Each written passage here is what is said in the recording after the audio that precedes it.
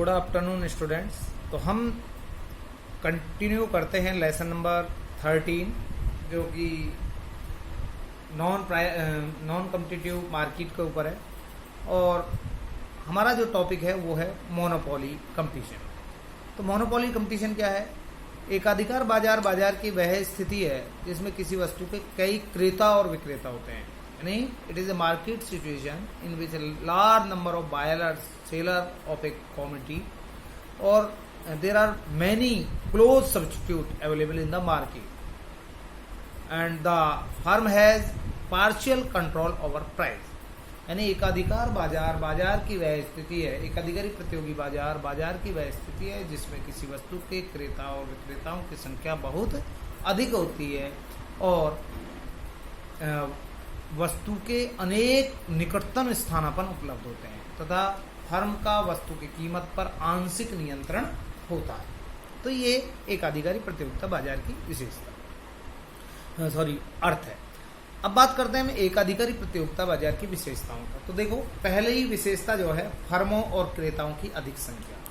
तो एकाधिकार बाजार में, एकाधिकारी प्रतियोगी बाजार में जो है वस्तु का उत्पादन करने वाली फर्मों और क्रेताओं की संख्या पूर्ण प्रतियोगिता की तरह काफी अधिक होती है। यानी आप यूं ना लिखें बेशक पूर्ण प्रतियोगिता, आप सीधे काफी अधिक होती है, परंतु जो फर्में होती हैं वो छोटे छोटे आकार की होती हैं और प्रत्येक फर्म का बाजार पर केवल एक सीमित मात्रा में नियंत्रण होता है। ये पहली विशेषता। यानी फर्में काफी होती हैं, जैसे कोल्ड ड्रिंक की आप देखते हैं सैकड़ों फर्में, और ये छोटा आकार है। छोटे आकार का मतलब है हर एक की हिस्सेदारी बाजार के कुल प्रोडक्ट में, कोल्ड ड्रिंक में कम होती है।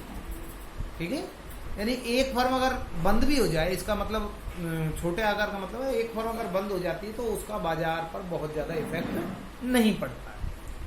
सेकंड है वस्तु विभेद। ये इसकी मेन फीचर है, अलग से भी 2 नंबर में आ जाती है। वस्तु विभेद क्या है जी?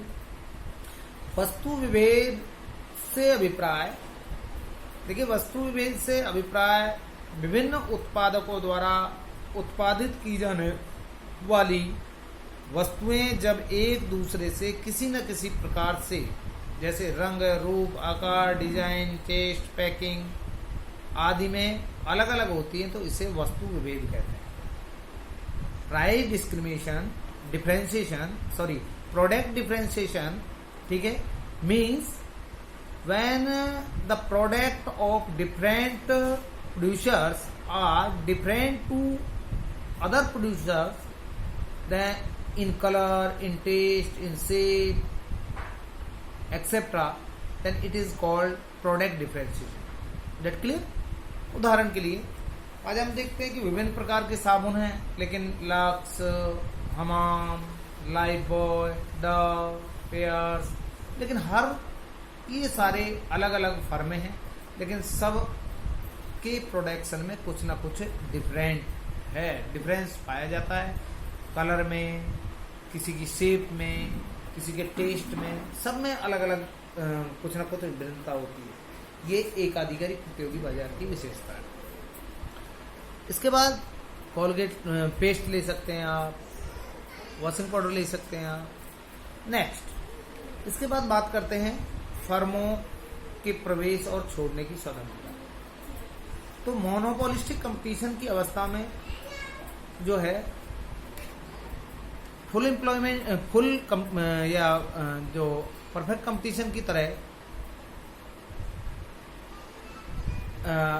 फुल फ्रीडम नहीं होती जो है न्यू फर्म के एंटर और एग्जिट होने के लिए।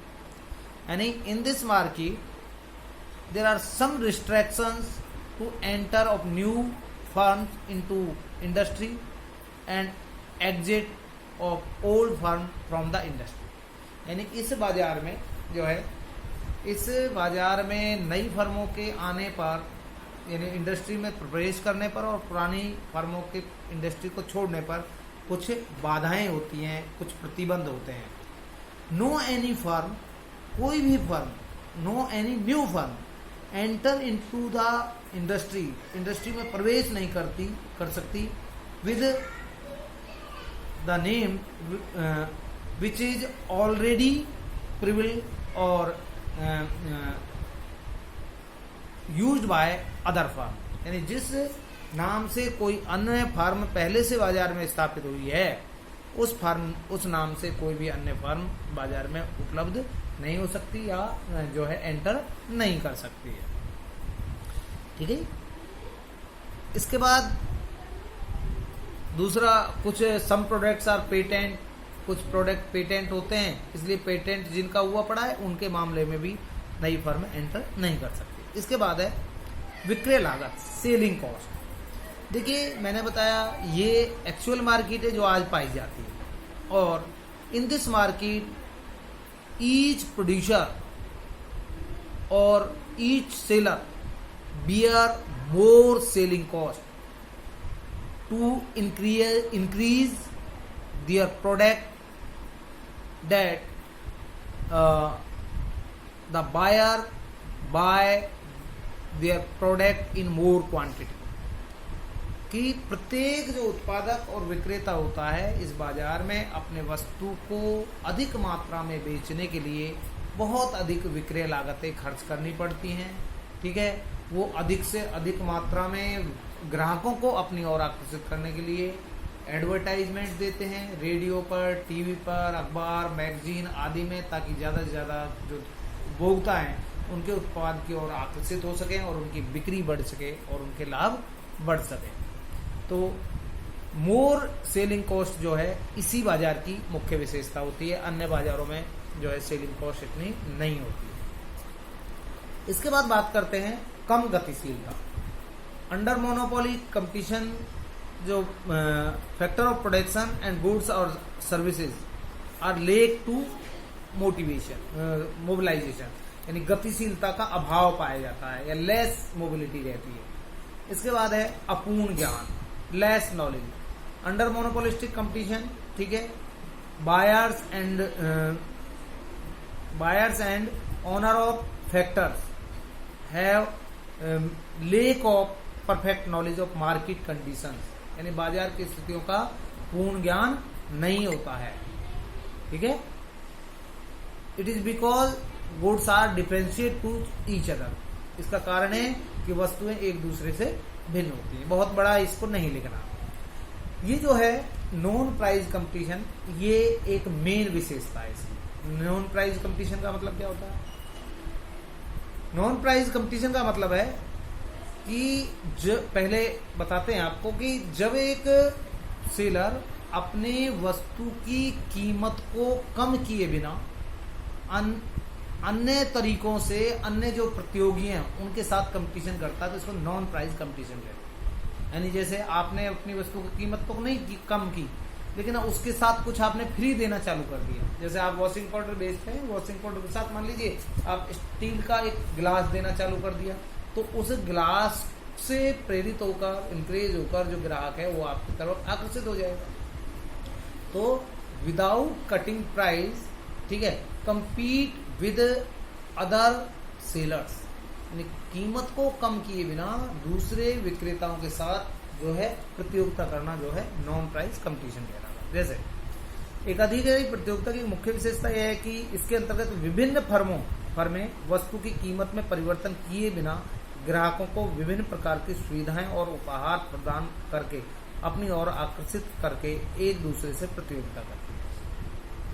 जरा समझ में आ गया होगा कि विभिन्न जो सेलर्स हैं वो एक दूसरे अपने वस्तु के साथ उपहार दे करके ग्राहक को आकर्षित करते हैं और दूसरों से कंपटीशन करते हैं। उदाहरण के लिए, फॉर एग्जाम्पल, यदि आप सर्फ का एक पैकेट खरीदते हैं, अगर हम सर्फ का एक पैकेट खरीदने जाएं तो हमें जो है एक गिलास उपहार में मिलता है। इसी तरह यदि एरियल का एक पैकेट खरीदते हैं तो स्टेनलेस स्टील का चम्मच में मिलता है। फर्में ग्राहकों को आकर्षित करने के लिए उपहार और अन्य सेवाएं प्रदान करने में परस्पर प्रतियोगिता करती हैं। इस प्रकार की प्रतियोगिता को गैर कीमत प्रतियोगिता कहते हैं। 2 मार्क्स में ये भी कई बार आता है, 2 और 4। के लिए आगे बात करते हैं।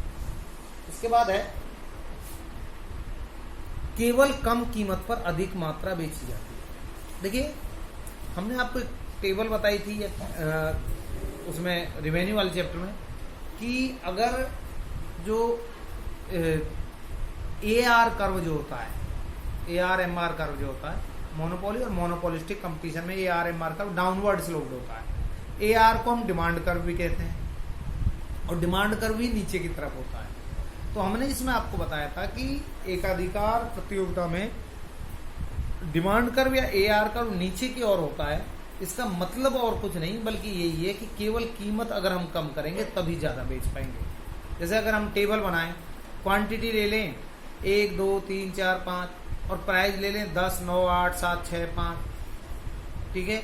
और जो है तो आपने देखा जैसे जैसे क्वांटिटी बढ़ रही है वैसे वैसे प्राइस को आप कम कर रहे हैं, यानी जैसे जैसे प्राइस आप कम करेंगे वैसे वैसे क्वांटिटी ज्यादा होगी। इसलिए केवल कम कीमत पर ही अधिक बेच सकता है, ठीक है। इसलिए फर्म के मांगों का ढलान नीचे की ओर होता है। ये मैंने बताया भी था कि AR को DDB हम कहा करते हैं, ठीक है। इसके बाद 9 AR MR वक्र, अपूर्ण प्रतियोगिता कह लीजिए या एकाधिकारी प्रतियोगिता में बाजार में AR और MR वक्र जो है अलग अलग होते हैं। ये भी डाउनवर्ड स्लोप होते हैं, जैसे नीचे दिया है, ये ऊपर से नीचे की तरफ झुके होते हैं, ठीक है।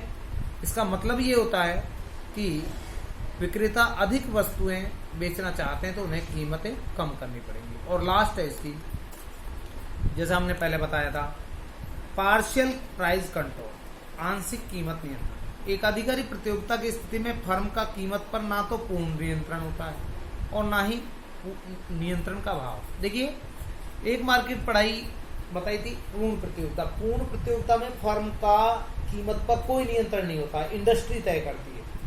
लेकिन एकाधिकार में एक ही फर्म होती है तो उसका फुल कंट्रोल होता है, और इसमें बहुत सी फर्में होती हैं लेकिन कोई भी फर्म अपने अनुसार कीमत तय नहीं कर सकती, ठीक है।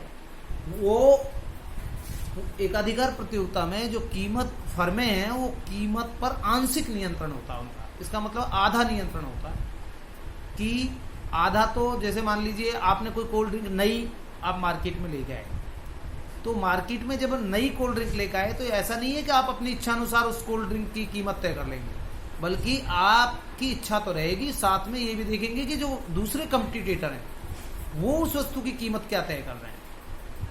अगर उनकी कीमत कम रह गई और आपने ज्यादा तय कर दी तो आपका प्रोडक्ट बाजार में आने से पहले ही पूरी तरह खत्म हो जाएगा, अर्थात बिक नहीं पाएगा। और अगर आपने उनसे बहुत ज्यादा कीमत कम रखी तो क्योंकि पहले ही बहुत ज्यादा कंपटीशन है तो आपको मुनाफा ना होने के कारण आपको लॉस उठाना पड़ेगा, शीघ्र ही आप भी जो है मार्केट छोड़कर चले जाएंगे, दोनों स्थितियों में। इसलिए इस स्थिति में जो है फर्म का कीमत पर ना तो पूर्ण नियंत्रण होता है ना नियंत्रण का भाव, बल्कि आंशिक नियंत्रण होता है। आंशिक का मतलब है कि आधा नियंत्रण होता है। Is that clear? तो ये आपके 2 मार्केट आज हमने आपको करा दी, और इसके बाद डिफरेंसेस हैं वो हम आपको बाद में कराएंगे सेकंड वीडियो में। Okay, thank you.